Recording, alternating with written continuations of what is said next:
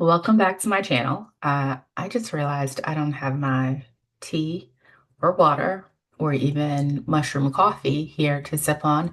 But we're going to talk anyway because I do want to challenge the way you think about layoffs today.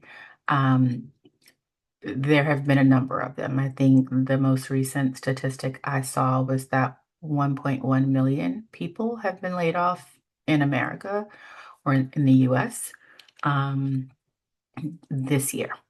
So let's talk about it because I learned a lot as someone who has been laid off 3 times in my career as an HR professional. I take that back because one of those times was in financial services. So 3 times in my 30 years of working, right? Um, and I kind of want us to rethink the way we frame it. And I'm saying this not just as someone who has been laid off 3 times, but also as someone who was on the other side of the table from an HR perspective, preparing people for layoffs. So layoffs are oftentimes, not always, strictly business decisions, right? It comes down to timing, it comes down to structure. Um, one of my layoffs was because of the market crashing, right? And there were just things out of the control of leadership. Another one was because our company was acquired by another organization. And so they looked at redundancy. They looked at a number of factors, right? And it was what it was. And then they brought some of our team members back. Um, but I'm saying this because it's often easy to personalize it. Or what I find people doing is when they know the market is rocky, they're like, nope, I'm going to go to work every single day. I'm going to stay late. I'm going to raise my hand for every project because if I'm working on every project, they couldn't possibly let me go. I am going to do all the things to make sure my role is not impacted. And I want us to just kind of pull away from the idea that that's always going to matter, right? Or that matters even 50% of the time. Like um layoffs feel personal, but most often they're not connected to your performance, but they still impact you deeply. So I don't want us to completely remove the human feeling attached to being laid off. Like the conversation sucks. Right. I'm sure those of you who have been through it um, can confirm this. Again, I'm 3 times, but the conversation sucks. I think the first time it was half of our sales team, but what we saw before then was that I want to say it's like 6 months prior, they let go of a ton of other people. So we knew these rounds were coming. Um, And so you know what, along those lines, let me also touch on the fact that, or I guess my second point would be that they have a way of revealing something about you, right? So it's alignment, your ability to bounce back, your ability to trust yourself and your gut, and your ability, and this is not always the case, but your ability to um, see what's going on, right? Understand that, hey, the market's rocky. My specific industry is rocky. And do what you can to position yourself for success on the other side of it. So here's why I'm saying that. When I was laid off the first time, again, 6 months prior, we saw a whole team be let go. We knew something was coming. We didn't know who would be impacted. And I had a real honest conversation with myself. I had a real honest conversation with my manager at the time. And I was like, you know what? I have an interest in another space. I truly want to step out of this area and pursue HR full time. And he's like, okay. So I started studying, right? Like I dabbled in it off and on over the years so I could connect the dots between the experience and exposure I had within HR. And I'm like, okay, now is when I'm going to pursue my first certification. So I got my PHR. And I was also having conversations with people I knew in the industry. How do I make this transition?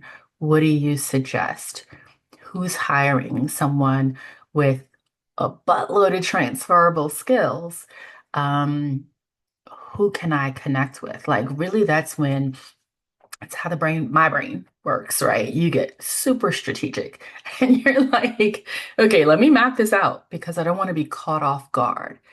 And so I mapped it out and y'all, like, was laid off. And before my severance ran out, I actually received my first paycheck from my next job in HR. Like I was so focused on making sure I was set and that I could provide for my daughters, right, as a single mom. So that was how I weathered the first one. But again, it taught me a lot about myself. It taught me a lot about how to leverage my connections. In another video, I talked quite a bit about networking and how you don't want to wait until you need your network to reach out, right? So it's super important to nurture your network.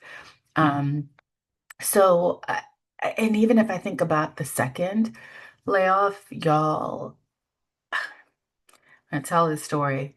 Um, it was 2020, and I'm not going to get choked up. And early 2020, I finished with my master's in HR and human resource development specifically. And so, first half of the year was like a lot. Like it was a lot. I was trying to balance a lot as a homeowner, as a single mom of two, as someone in grad school, as I was in a long distance relationship at the time. My parents were about 4 hours away and they were aging. So it was a lot, a lot.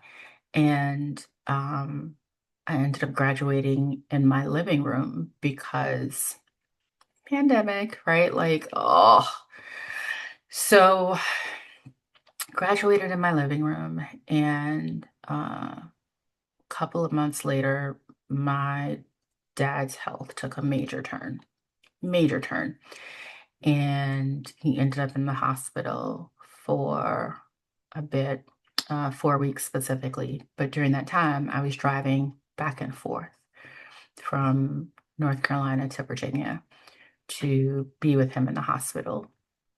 So that was a lot. I was with him when he passed away in that hospital. So that was a lot. And then let me be clear that I was doing that at a time when the acquisition of the company I worked for had already been announced. So we knew changes were coming. We were preparing others for those changes. Um, and then the layoff news came, and our entire team was impacted. And I'm saying this because I did not prepare for this one. Yeah, we were, I could see that there was a possibility that my role would be impacted or that our entire team would be impacted, but I wasn't in a space to prepare. I wasn't in a space to strategize. And so for that, I had to give myself grace. And I looked at the layoff as a blessing. And I know someone somewhere is watching this, listening, and they're like, yes, because I was finally able to take a breath when I was laid off. And so end of 2020, y'all, I breathed.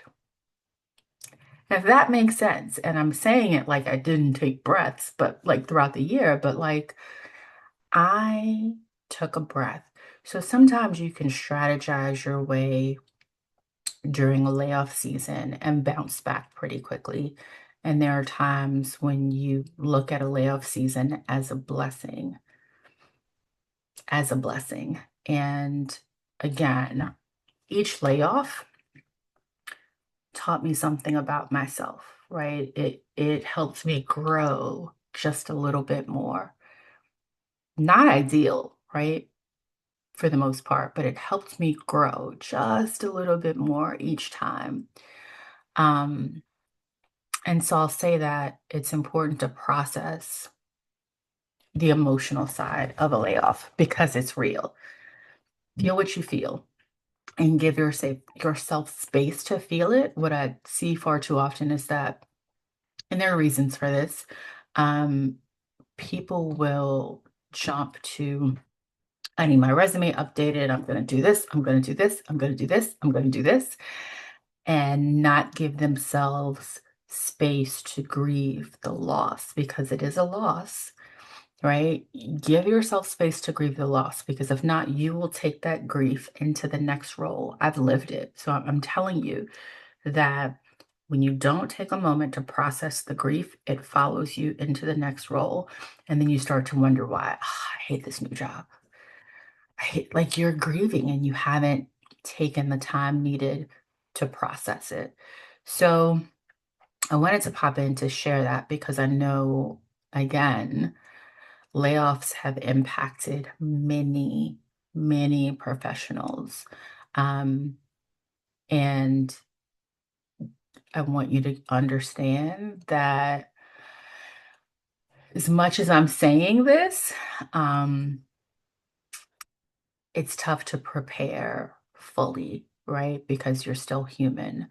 But whenever you can and you feel like it's coming, and you're in a space with the energy, capacity, motivation, all of that to strategically prepare for what could be ahead, I want you to do that. I want to challenge you to do that. I want you to maybe take something away from what I shared in terms of, okay, this might happen. So, best case scenario looks like what? Maybe this is an opportunity. I remember the manager who laid me off from the first employer there. He's like, I hope you see the silver lining in this. I was like, listen, I'm packing my box with joy. Like, I am packing this box with a smile on my face because this is ideal. This is best case scenario. And so, yeah, it's tough, y'all. It's tough, and I know it. Um, but I gotta believe that oftentimes we are tougher. So, if this resonated with you, certainly be sure to like, be sure to subscribe if you haven't done so already. Be sure to share. I do look forward to bringing more content like this to you. So, I want to make sure we stay connected. In the meantime, have a fantastic rest of your day.